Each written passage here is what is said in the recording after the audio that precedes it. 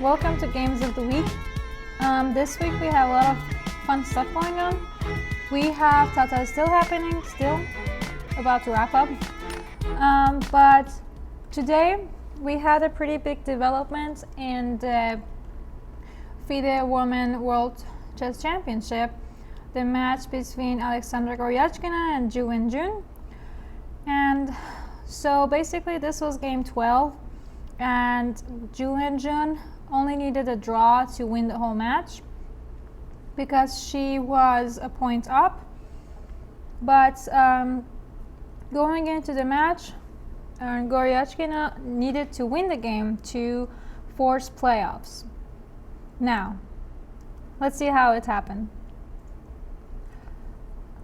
So this is a very, I want to call it unusual line. I'm pretty sure it's called something like Veresov, and I haven't really seen it happen in high-level chess very much, at least recently. But it's always a good move to try and trick your opponent or like lure them into unknown territories. So I feel like it's actually a pretty nice idea to do in a situation that it's a must win.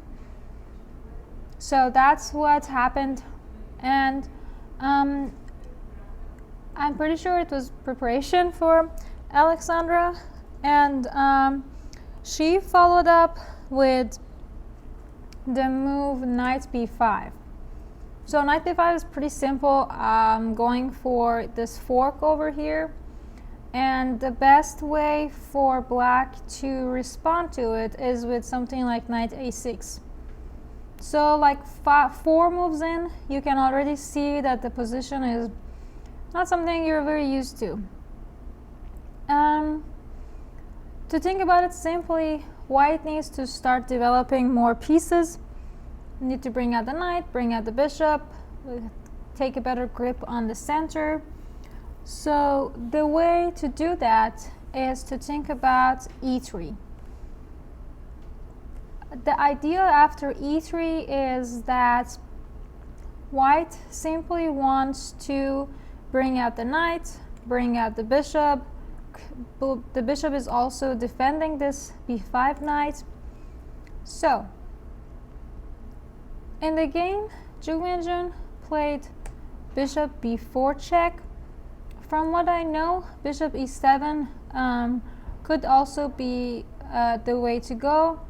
And this was a game between Richard Rapport and Anish Giri last weekend last Tata still probably, which is in Weekend Z. I don't have the best pronunciation. Weekend Z. But thank you.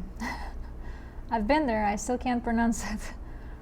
Anyways, so bishop b4 is what happened in this game, and Wenjun took about 8 minutes-ish to think about this move, which leads me to believe that both players were not really in their opening repertoire. Also, if I'm not mistaken, for just the second move, knight f6, Wenjun took about 20 minutes to make the decision. I can understand how something like that, like the last round of World Championship, could be so stressful that you don't want to make any mistakes and you want to do everything so perfect. So just to mention that, yeah, sometimes these super chess players also take about 20 minutes to think about their move too. So we left off somewhere around here, and c3 is the only logical move. I mean, knight c3 is not really something you want to do unless you absolutely have to. So c3, bishop to e7, and now another move that was quite strange in my eyes was a4. I mean, this is kind of I don't have the exact words for it. It's just really interesting to see something like that in such high level chess. But at the same time, there's nothing wrong with it. Like, white is gaining space, but we're so used to seeing developing and castling and trying to do everything by the book. So black took the time to make castle. Something like c6 I think is interesting. I'm not sure if it's better than castle necessarily or not, but after knight has to come to a3 and after that to make castle. You see, the c6 kind of gives white a clear idea of what to attack, whereas just in castle, white still doesn't have that clear target. So maybe that's why c6 wasn't played. In the game, they followed up with bishop d3. Bishop d3 is nice. Bishop is in a good position, good diagonal, keeping an eye on the king side and having some hand in queenside. So here, after castle bishop d3, black played c6 finally, knight to a3, and here black continued with c5. I'm not sure exactly why. I can understand that, for example, if c4 happens, it's much stronger for black to try and close up here a little bit, but whoops. At the same time, I think it's a little hard to make decisions. What do you want to do with this bishop? I mean, I guess my question is, well, couldn't you just play c5 now if you wanted to play c5? But I guess c6 is the better choice, and then when you move the knight, c5. But can't I just go back with the knight?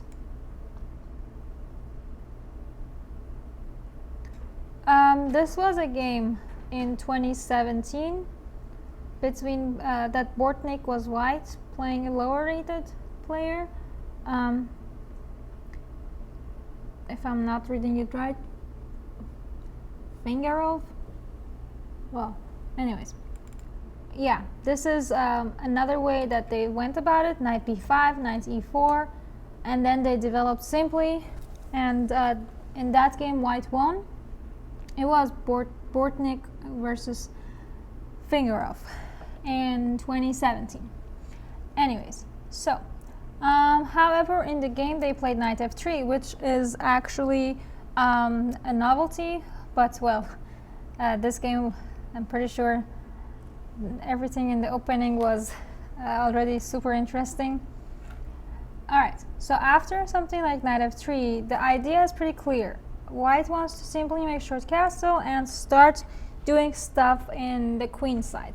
So now the question is, how can black respond to that? Because black's pieces are a bit misplaced. Like, this knight would have been way more useful somewhere like c6, looking at center, while this bishop would be kind of better either out here or already in fianchetto position.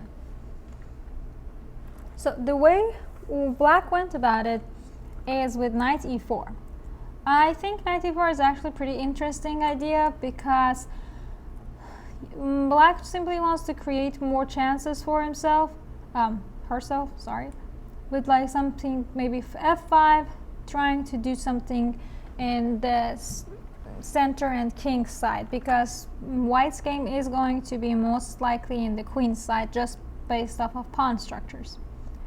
After knight e4, white played h3, black responded with f5, and now white went back knight b5. I would assume that knight b5 is simply because knight on a3 wasn't serving a purpose, and something like knight b5 keeps the pressure on c7 square, so this knight can't move, and that's pretty much should be good enough reason to play knight b5. So after knight b5, black finally did this c4 that I mentioned a few moves earlier, and now it's a critical time to think a little bit about where you want to place your bishop. Do you want to keep your bishop somewhere like c2, e2 maybe, or you think this bishop job is done, let's kick it out of the board. So what do you think? Well, since the bishop has minimum square, you should just get rid of it and then plant the knight on e5 afterwards, after this. Okay, I like that idea. They actually did that in the game too. They just took on e5 and knight came to e5. Yeah. The thing is, I feel like if you were to keep the bishop on the board, it would simply make things more complicated, because not entirely sure if it's the best idea, but you would have to be cautious of something like g5, or simply something like maybe bishop d7, and then bishop would come to the better diagonals, whereas your bishop on c2 isn't really doing anything. So I think that's why bishop e4 was the best move. F takes e4, knight e5. Now with the knight on e5, this bishop is kind of closed off. So probably it's time to relocate this knight, right? Yeah. But where do you want to go? c7? b8? Does knight c7 even work?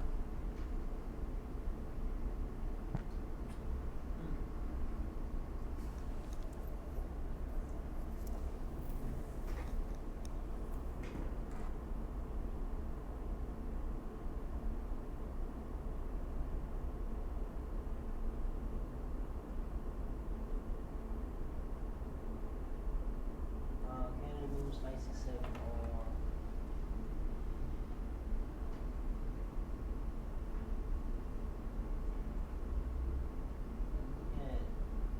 look at knight b8 for some strange. Knight b8 to reroute it to c6. Yeah, I think that's a good idea to try and play knight b8, because knight c7, white could simply take the knight, queen takes, and knight g6, attack the rook and attack the queen at the same time. Yeah. So yeah, knight b8 is the good move. Now, how do you think white should follow up? Should we try to do something drastic over here, or let's just do simple castle? Castle, I guess. Yeah, I agree, because there is not much dramatic stuff to do. I mean, theoretically, a lot of stuff could be happening with f3, but I feel like you need to be prepared for it better with castle first, and then trying to prepare f3 or like b3, and going after those pawns in c4 and e4. So castle, black could simply play a6, which makes sense, right? This knight is pretty strong here, and you actually move your knight to be able to kick this knight out. So let's go for it. Knight a3 is the only move. Knight d7 is very logical. You're attacking white's e5 knight, and you might want to take it, or you might even want to keep the knight on the board, depending on how the position would go. Yes? I don't know why, but let's see, I could be wrong. That's probably not good. I was thinking queen g4 and threatening to play bishop h6, but I have a feeling that there's a double attack. There would be a double attack on the queen and the bishop. So if queen g4 and knight takes e5,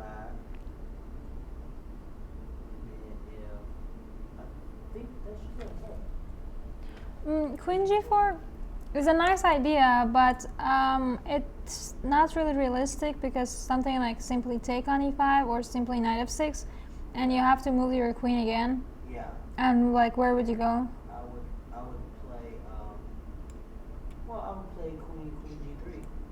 Knight h5. Okay, and then then we play queen h2. And then f4, knight falls. it's not the right time to start any sort of attack when these pawns are so closed off. So it's a better idea to try and see where these pawns want to be and then go from there. So one move to consider could be b3. I feel like b3 is like a kind of stable move. You have to take it because if you don't, white will take this pawn and that pawn most likely will fall. And now white has another target, c4. The idea is, let's say take. Not sure how you would stop c4 because whatever you do, c4 is coming up and I might not even need to take, but I can just keep this pressure on and maybe try to go from something like c5 and gain more space there. But I like the idea of b3.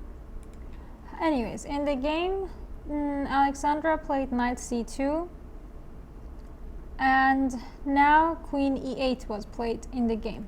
See, queen e8 is pretty cool because you want to bring the queen to either like g6 or like h5 and you would take this knight and bring out the queen depending on where would white's queen go, but these are the moves that black should be going for, this queen coming to king side.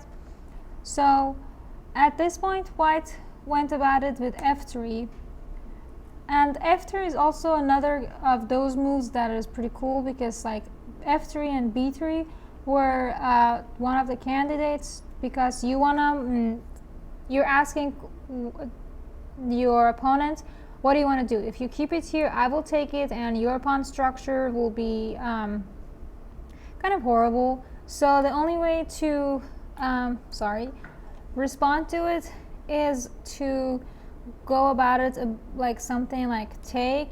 Now white can take back, and now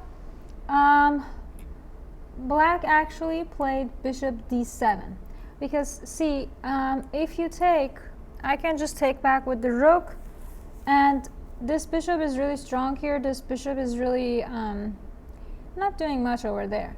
So that's probably why black played bishop d7 first, attacking this pawn. And now if you take on e4, black could take here, and even if you take here, this is still okay because now the bishops are a little open and jumping a little, so it's better compared to this. After bishop d7 in the game, white played knight e1, which I think is pretty cool because if take, then you could always take with the knight. You don't really have to take with the rook and exchange that off. Also, you're defending your pawn over here. So after knight e1, black realized that this idea of queen and bishop attacking the pawn isn't really real anymore. So let's relocate the queen. White played king h2. I'm assuming just because reinforcement. I don't really think white is going for something like g4, but it's always a good idea to create that question for your opponents, like what if I play g4 and f4 and go all crazy? So black did take on f3, knight takes with f3, and now bishop e8. Bishop e8's idea is pretty simple. Wants to move the queen away, bring the bishop to h5, or bring the bishop to g6 and bishop to e4 or d3, and you just want to make this bishop better. In the game, white played queen e1. I'm assuming because of something like bishop g6, move g4 is kind of looking pretty tempting right now, because if the queen goes away, least of all I can just play bishop f4. But even if that is too scary, and even if it looks like it doesn't work, a move like bishop g6, it feels a little premature. You could even try to play queen g3 and kind of like block this idea, because if bishop moves, then it's mate. So in the game, black played queen g6, and what do you think white should do? It's a super strategic and positional game, so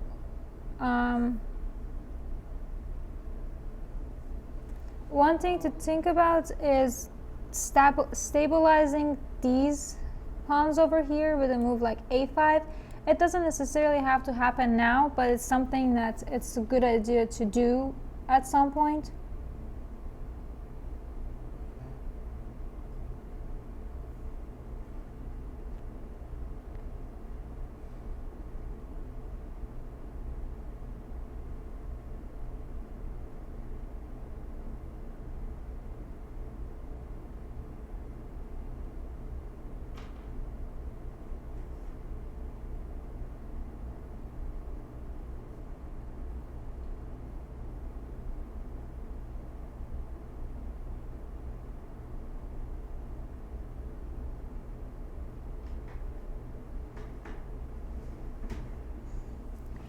Any ideas?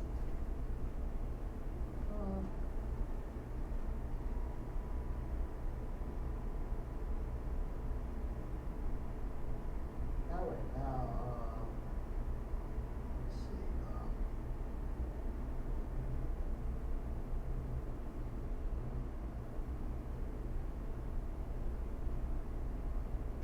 Okay, I don't like that bishop. You don't like this bishop? I don't like bishop. E7. Okay. It's getting in the way of some ideas with my knight.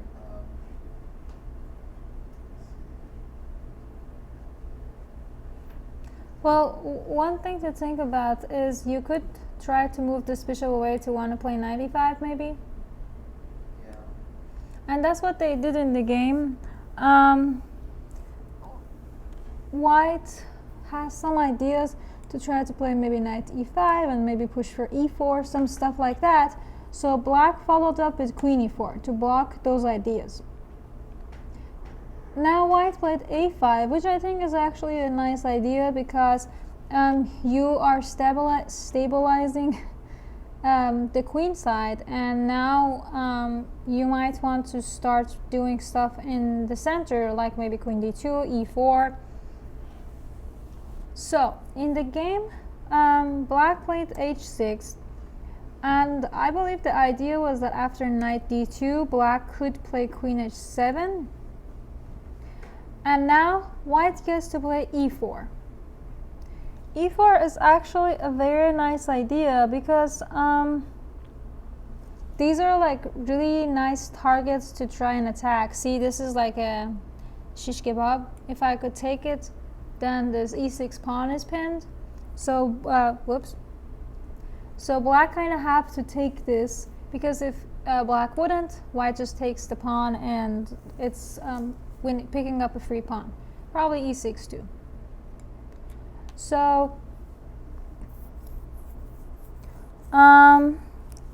after taking on e4, you don't necessarily have to immediately take back with the knight or queen. Just because you played e4, your opponent took, you don't have to take back.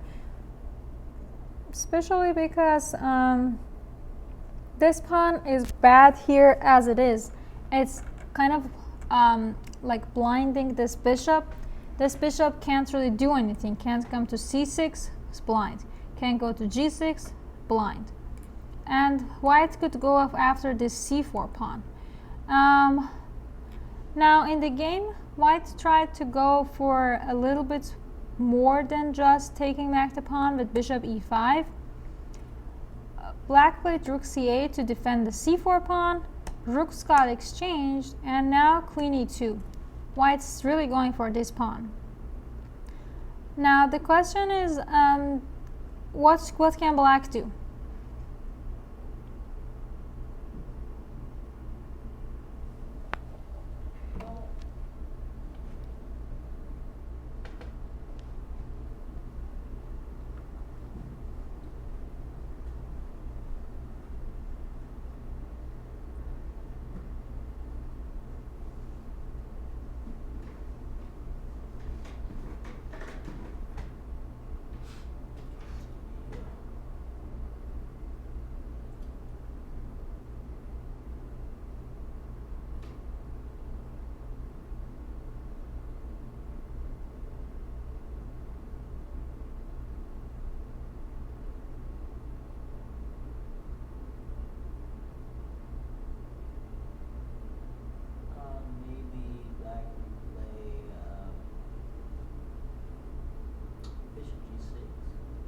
Okay, yeah, maybe. But I feel like the question isn't if you can keep these pawns.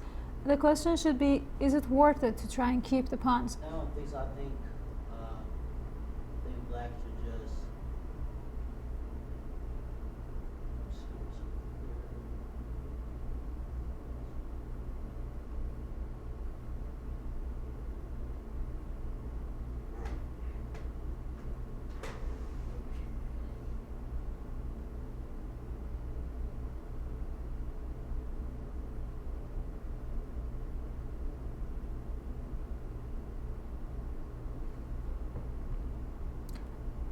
So,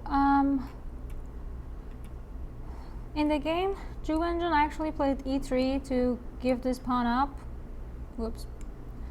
But might have been slightly better to think about something like bishop e7, because a move like bishop e7, you are kind of developing this guy back into the game, and might want to go bishop g5, attack this knight, or simply want to activate this bishop more. So, in the game after e3, now do you think you could play queen takes e3, or you could go after the c4 pawn? Maybe with knight takes c4. No, but then that would be bishop a5. But you have b3. So if knight takes bishop e5. Pawn to b3. That's actually what happened in the game. Good eye. Knight takes c4, bishop b5, b3. Okay. Because if not bishop b5, then the knight Okay, can yeah. take this guy too. Okay. Whoops. So bishop b5, b3, and in the game they played queen e4. Wenjun played queen e4. It seems as if queen g6 would be slightly more, slightly less better for white, because after queen e4, white actually has advantage, but after queen g6, it's not as clear, because you can't really take this guy because of exchange over here. Whereas when queen e4, you are directly protecting this pawn, but you are also giving white ideas to bring the rook in with something like rook f1. Now maybe rook comes to f4, maybe rook comes to f3. You see, it's giving white a lot of good ideas. Okay, what if bishop takes? Bishop takes. Now, he takes the bishop. What do you want to do?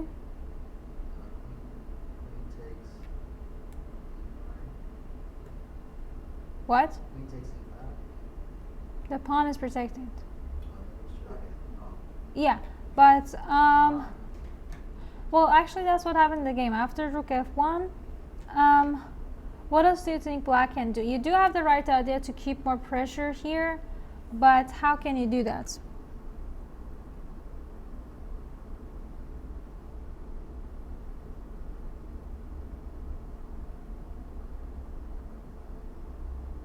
So bishop, black to move bishop, d6.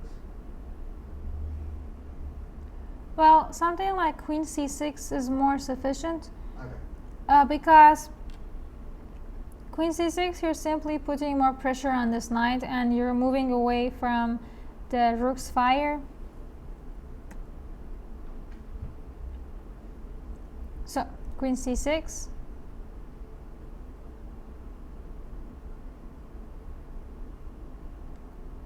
Now, let's take this pawn.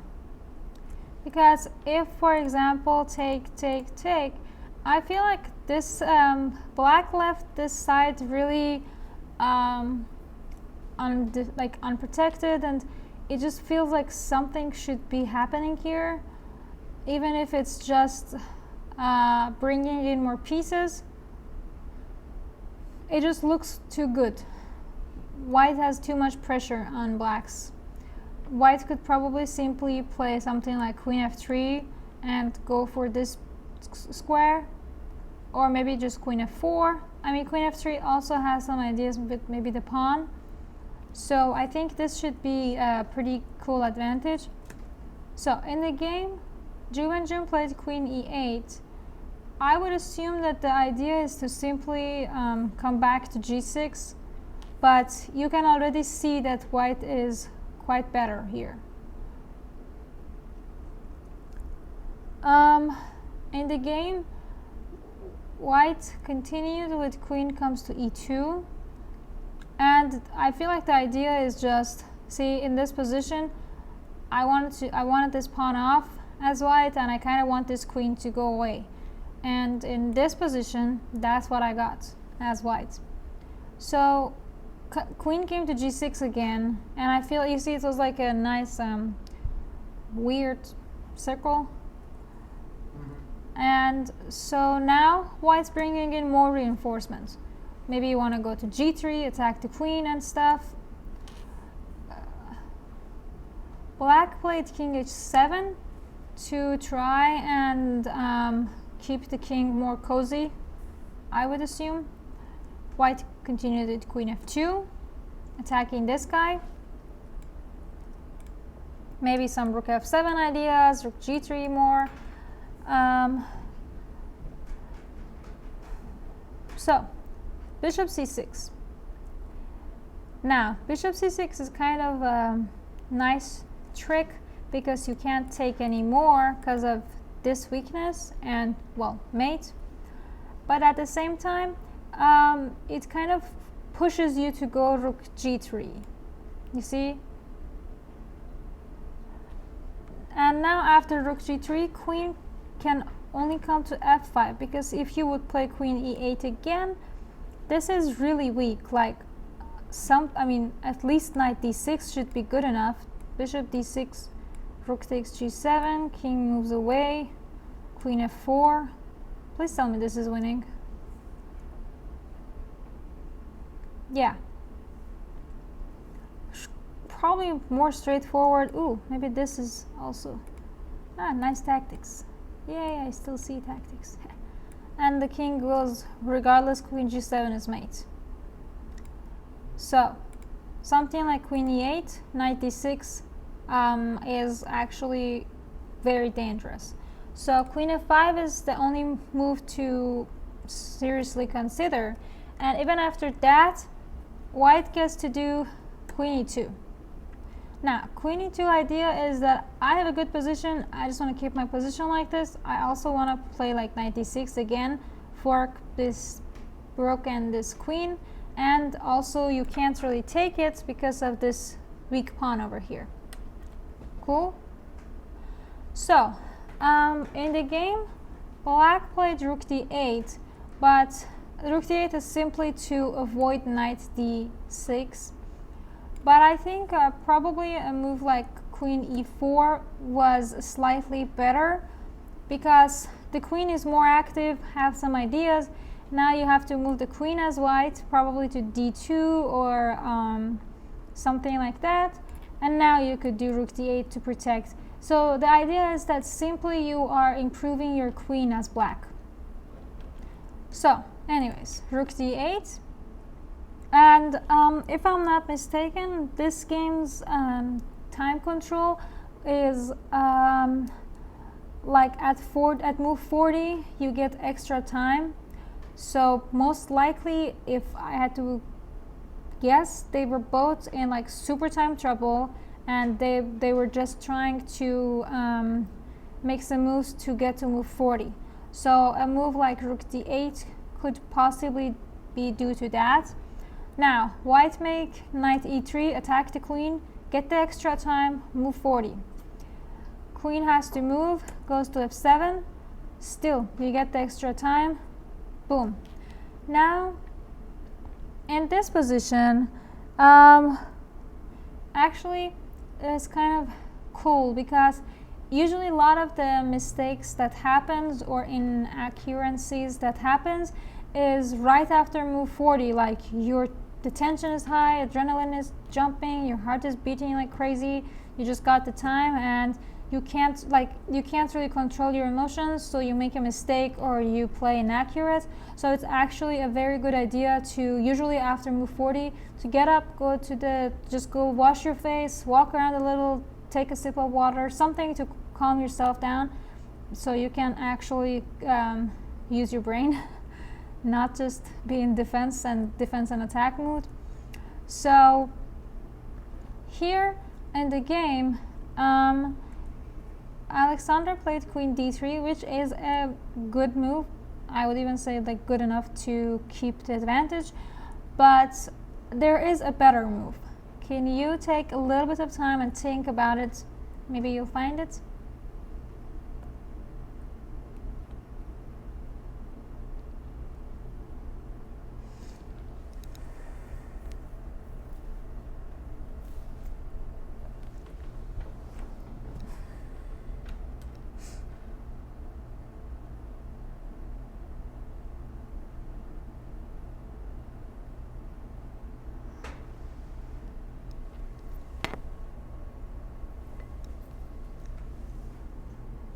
I'm assuming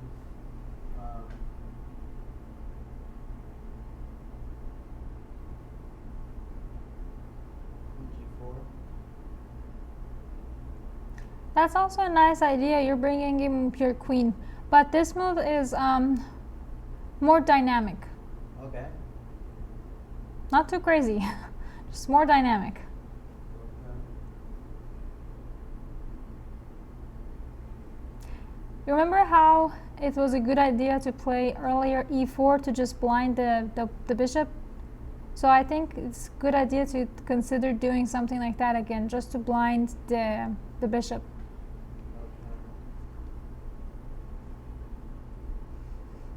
Thought about that in the open. What? D4. What? D4. You mean d5? Yeah. D5.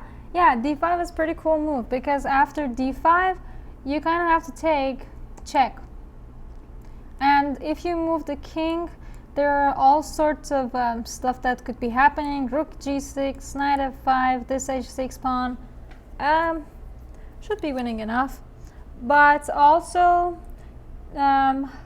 here, so not king h8, so g6. Now you're opening up new weaknesses, so knight g4. You see, like, it's not about which move is like winning or not. It's more about which move makes your opponent more miserable. It's kind of about that, because this bishop is still kind of has some hopes, but if in this position, this bishop is kind of hopeless, and the king is more exposed, and again, makes perfect sense not to go for this line right after getting your extra times, because that could be a bad move. You can't make that judgment. Sometimes you are like high and you have so much adrenaline, you're like high on that rush, your heart is still going crazy. So Because sometimes just black might. No, that's not. yeah, so with queen d3, g6 happens again, because king moving is still not an option. Least of all, there's knight g4. Rook g6 should be also good enough. Bunch of stuff. So g6. Now, how can you increase the pressure as white?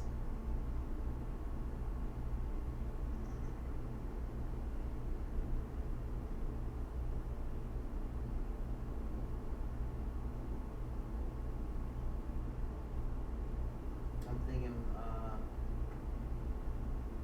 H4. You have the right idea. You want to bring more stuff here, but Or knight G4. also a good idea, but not the best. Okay.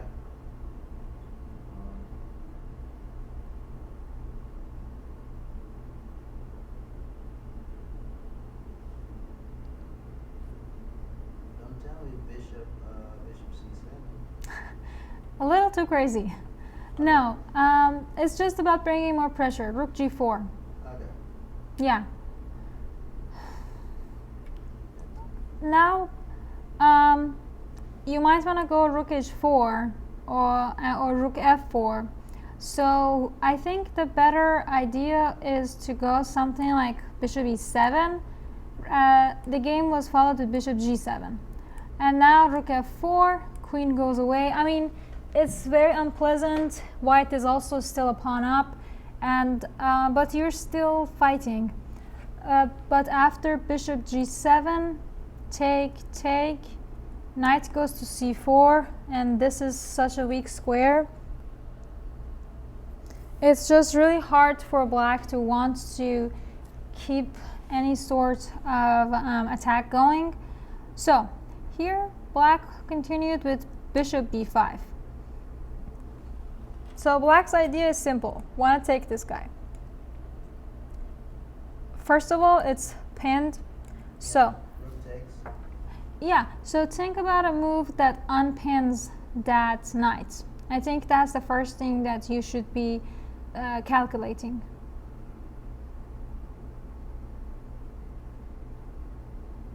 What about rook takes? No. Rook takes g6. Just take back with the queen. That is true. Oh. Okay.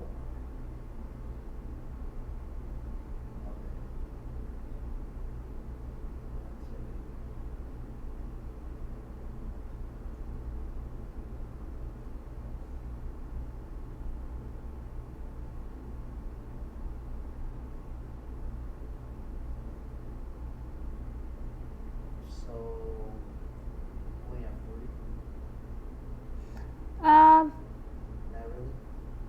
Well, you have more material, so it's not the worst idea to think about exchanging. But if you exchange the queens off, you wouldn't be using the king's weakness. You do have the right idea. The queen should come this side. So, whoops. Queen goes to g3. Now, the idea is that you want to go knight e5. Nice and simple. So black has to take. You take back. Now, if you got to the end game, this is already an end game of like queen and rook versus queen and rook. And it's white has one more pawn and a better attack towards the weak king. So this should be pretty nice and easy. You just, as white, you just have to do accurate moves and don't lose your cool, basically. So rook d7. Now this is a nice new shiny target, so let's go for it. Rook e4. In the game they played queen f6, but I think something like rook e7 might be a little more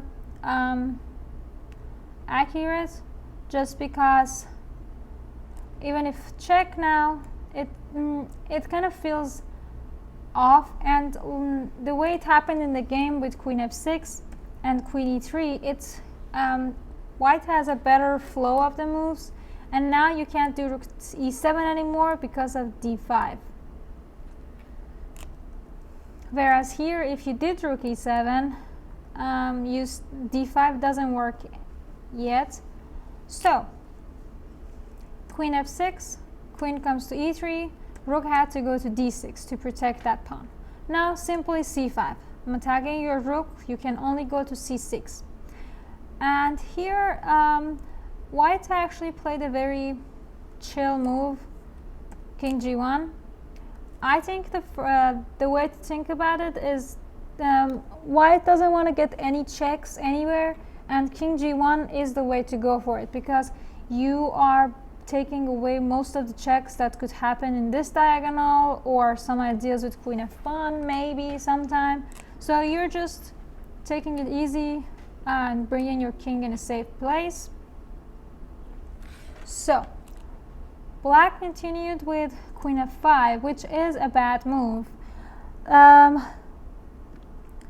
You see here g5 could have been a little bit more feisty, because taking away more squares, gaining some space, and like shooting the ball in white's corner and asking, all right, so what do you want to do?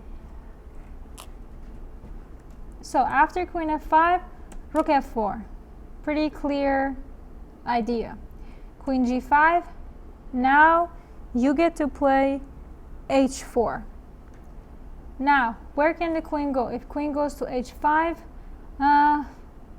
already very scary. Maybe something like g4. Too crazy. Let's not go there. You could simply try and bring your queen here to go for f7, or actually queen f2 could be very nice, because you might even want to go for g4 now. So the queen also in the corner is not the place that black wanted to be. So after queen e7, white can give a check. The king has to go away. Now rook f6. You see how much pressure black is under? Rook f6, putting more pressure on g6. King h7. Now it is winning for white, so give me the move. It's not a crazy rook sacrifice or stuff like that. It's more about putting pressure.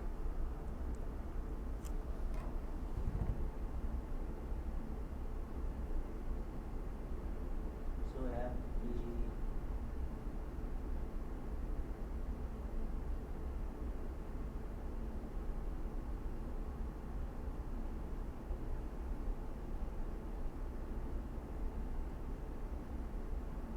h5. Exactly, very good move.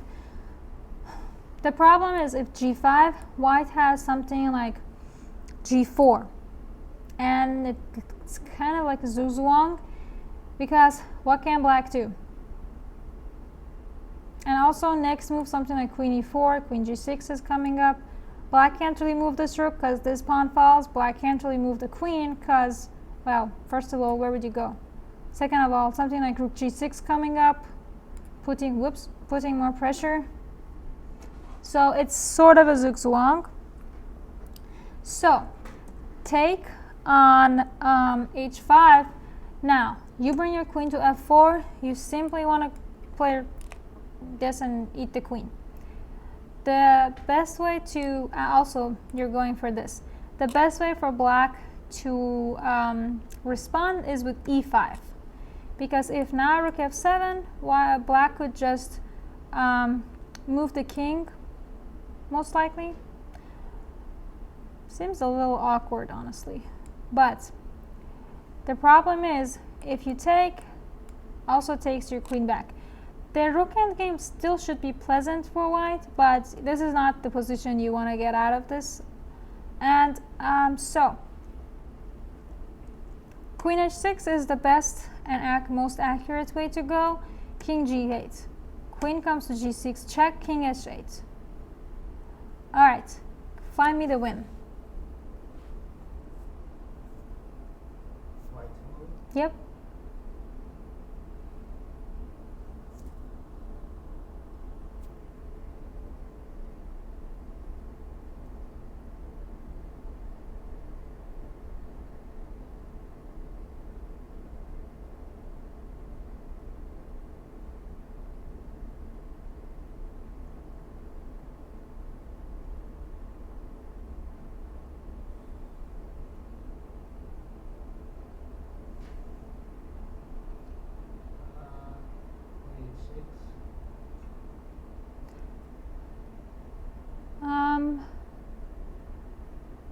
Another check.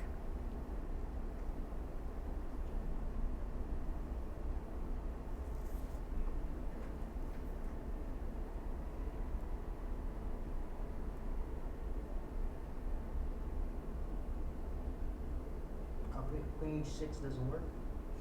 I mean, the problem is, like, this was the position. And I mean, you can play queen h6 again, but the king goes to g8, and you had that position right here. You could repeat it once and just. Okay.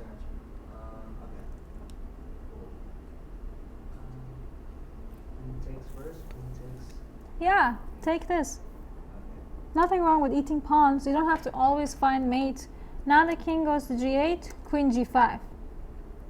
Now, the thing is, if the king goes to h8, there is this rook h6 that picks up the queen.